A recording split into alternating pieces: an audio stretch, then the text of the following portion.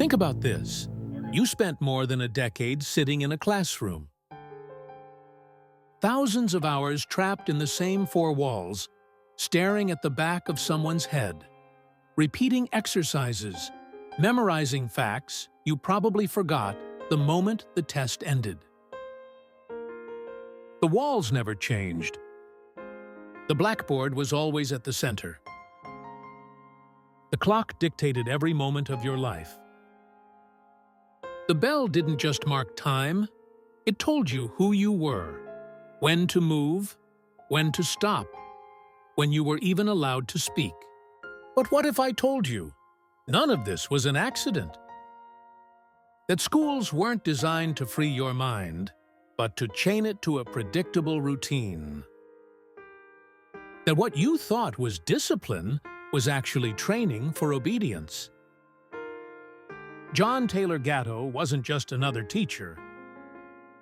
For 3 decades, he taught in New York's public schools, watching thousands of kids grow up, seeing their dreams, their frustrations, and the invisible scars the system carved into them.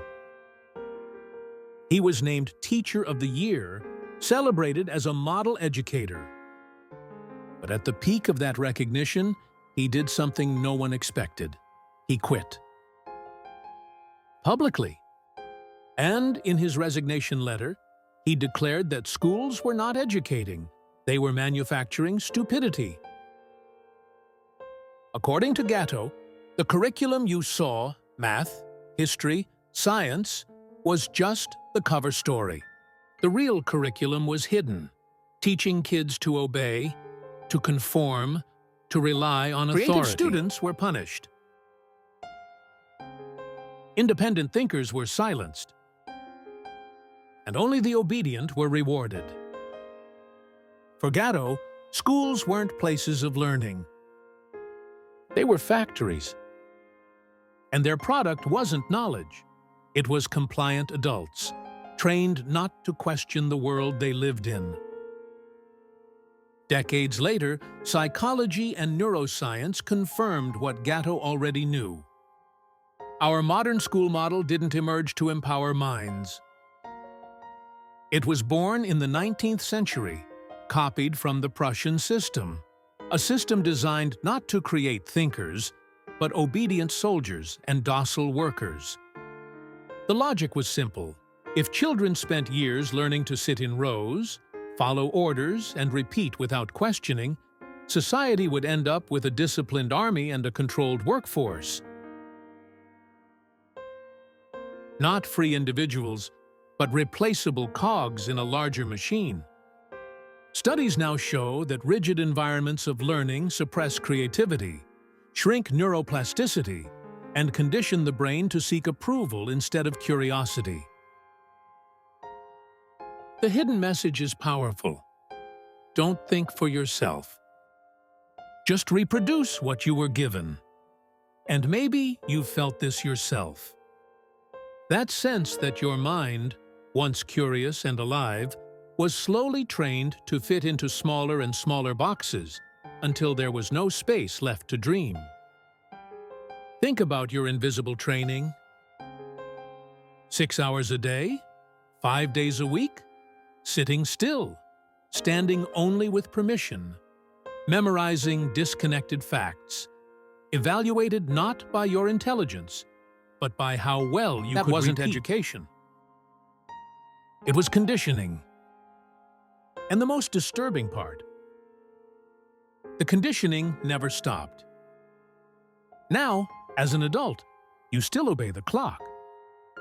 You still wait for permission to create. You still crave approval to feel like you're allowed to exist. You believe you're living freely, but in truth, you're only performing the routine you were programmed to follow. School didn't end when you graduated. It simply changed shape, continuing to dictate your life in silence every single day. But not all education was like this. Centuries earlier, another teacher saw learning in a completely different way. Pythagoras, philosopher, mathematician, mystic, believed education wasn't about memorizing, but about awakening consciousness. For him, geometry was sacred. Each triangle, each proportion, each harmony wasn't just mathematics, but a reflection of the hidden intelligence of the cosmos. Numbers weren't symbols of control, they were doorways into the structure of reality itself. If Gatto exposed the school as a prison, Pythagoras saw it as a portal.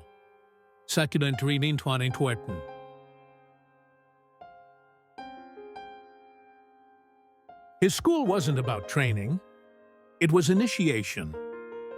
A path to see beyond the visible, to feel beyond the surface, where modern systems not teach just with knowledge, Pythagoras with existence itself. Here lies the great contrast. On one side, the Pythagorean triangle, symbol of harmony, proportion, expansion. On the other, the Prussian blackboard, symbol of uniformity, obedience, control. Two symbols, two paths, two destinies. One expands you into the universe. The other shrinks you into a cog. One awakens your perception. The other erases it. And the question isn't just educational. It's existential. Which symbol defines your life? So, what now?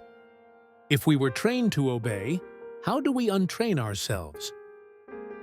The answer isn't to destroy the past, but to reclaim the present. Read beyond what you were told. Ask questions no one gave you permission to ask. Feed your curiosity like it's your most sacred fire. Learn what resonates with your soul, not just with the system. Because true education isn't about diplomas. It isn't about grades. It's about remembering that the deepest knowledge is already alive in you, waiting to be reawakened. John Taylor Gatto left us a clear warning. If you don't educate yourself, someone else will, and the price is your freedom. But Pythagoras left us another legacy. True education isn't a prison. It's a remembrance. A remembering that you were born not to obey, but to awaken. And maybe, just maybe, right now, you're beginning to remember. Welcome to Fragments of Reality.